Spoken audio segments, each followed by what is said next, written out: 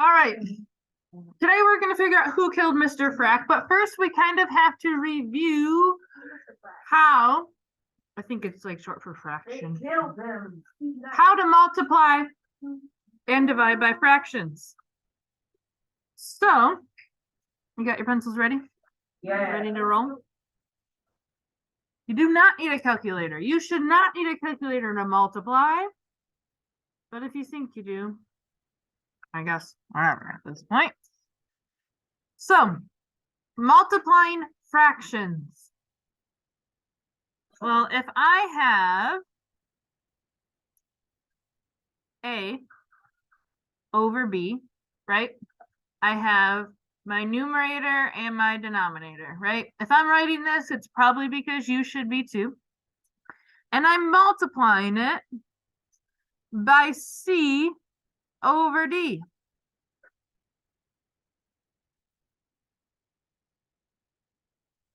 Put your Chromebooks away. Your pencil should be moving. When I multiply it, I should be multiplying across. So I would have A times C, right? Divided by the bottom. We're actually going to do something with them. So you do not have to have the same denominators. So I think that this should be easier than adding and subtracting, because you don't have to find common denominators, right? If you are dividing fractions, so let's use those same two letters, A, B. If we were dividing them, divided by C, D, we can't do this. We have to keep, change, flip. We have to multiply by the multiplicative inverse. So I would keep my first, I'm going to draw a line here so you know these are two different things. I would keep my first, so I would rewrite my first fraction. I would change my division to multiplication. Keep, change, flip, and I would flip my second fraction. So now I have D divided by C. Now I can multiply, because we just learned how to multiply, right? We took what is on top and we multiplied it together, so A times D. And we took what is on bottom and we multiplied it together, and B times C. So that's what we're going to do for all of these. Now, sometimes we'll be able to cross cancel and simplify before we get to the end, which I would recommend doing. Otherwise, you'll have to simplify at the end. Remember, when we simplify, we're taking out a common factor. You can also simplify across the diagonals too. Okay? So let's look at a few of these. Let's look at number 1. I can multiply straight across here, right? So what is 1 times 3? 3. So I have 3 on the top. And what is 2 times 4? 8. Do 3 and 8 share any common factors we could divide them both by? Just 1, right? And if we divided them both by 1, they would stay the same. So this is as simplified as it gets. So now if I have 3 8s over here, I can cross out that answer. So they did not use what? Where do you see 3 8s over? They did not use the rope. So we're going to cross that out. Fair? So you're going to have to be very neat with this. Now, number 3 is where I would probably use some cross cancellation. If I'm looking across the diagonal here, I have a 2 and a 10. Do they share any factors besides 1? What do they share? They're both even. No, that's a multiple. We're talking factors. What numbers multiplied could give you 2 and 10? They both have share a factor of what? 2. They both share a factor of 2. You do know. Yeah. So we can take out a factor of 2. What's 2 divided by 2? 2 divided by 2 is 2. If I had 2 things and 2 people, they would each get 2 things. So we have 4 things in real life? No. If I divide 2 things, 2 people each get 1. So if I divide something on the top by 2, I have to divide something on the bottom by 2. What's 10 divided by 2? 5. Do you see how this is helping to simplify us? Now, look across this diagonal. Do they share a common factor? Yes. I can divide them both by 3. I see some light bulbs. What's 3 divided by 3? What's 3 divided by 3? I have 3 pieces of pizza, and we're sharing it, and have 3 people. Each person gets 1. 3 divided by 3 is 1. If I divided something on the bottom by 3, I have to divide something on the top by 3. So what's 9 divided by 3? 3. 3 times 3 is 9.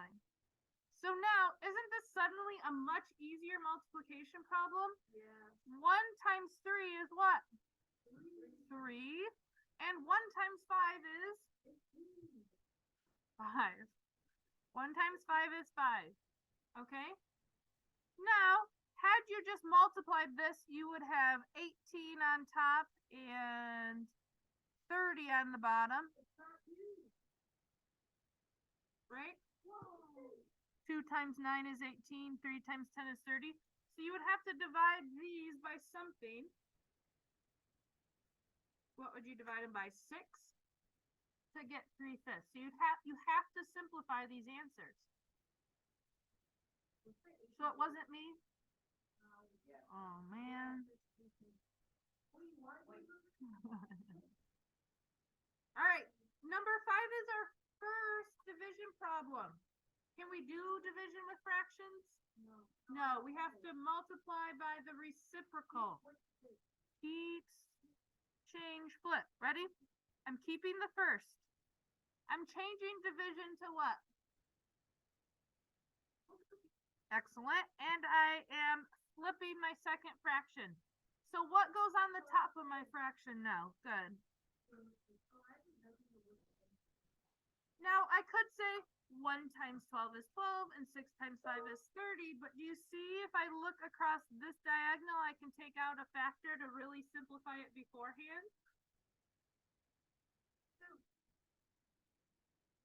Yep, they're both even, so I could take 2 out, but I see something bigger I could take out. Yep, and even bigger than 3. 4 doesn't go into 6, but 6 does, yes. So I can take out a factor of 6.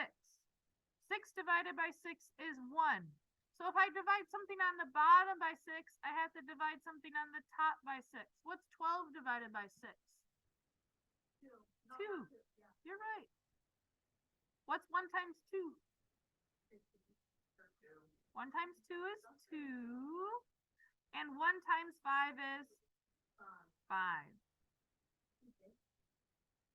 What can we cancel out now?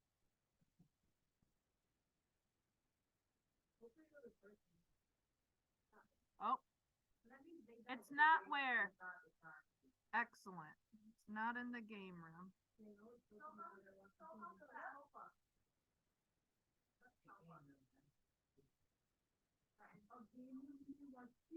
All of these are going to help us narrow it down, right? All right, guys, here we go. Let's do one more division problem before I let you try these on your own. First, look across. Well, first we have to keep, change, flip, right? Because we have division. So we're going to keep our first. We're going to change to multiplication, and then we're going to flip. So look across these diagonals. Do 14 and 7 have anything in common? 7. So 14 divided by 7 is 7 times what is 14? 15 too. So if I divide something on top by 7, I have to divide something on the bottom by 7. What's 7 divided by 7? 1. What about this diagonal? I could take a 5 out. So 5 divided by 5 is 1. If I divide something on the top by 5, I have to divide something on the bottom by 5. 15 divided by 5 is 3.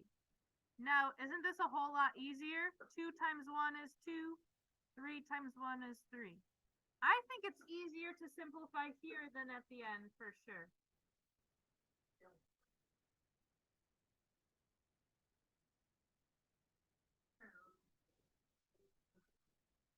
All right. So 2/3, what does that help us cancel out? Oh, yep. So it wasn't with a buck.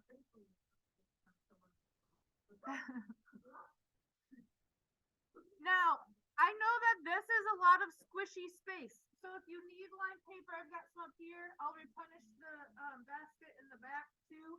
So if it's easier for you to see things by spacing them out, do so. If you're going to continue going down this column, first look along your diagonals.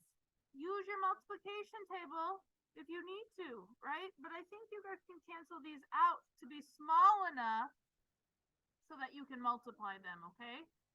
So really try to figure these out because eventually we're going to be adding our integers to them, right? Because this next section is assuming that you know how to do this stuff. So we got to make sure we know how to do this stuff, okay? I'm going to be floating. I really need you to be on task and quiet so that those that need help can get help and they aren't distracted by you. All right?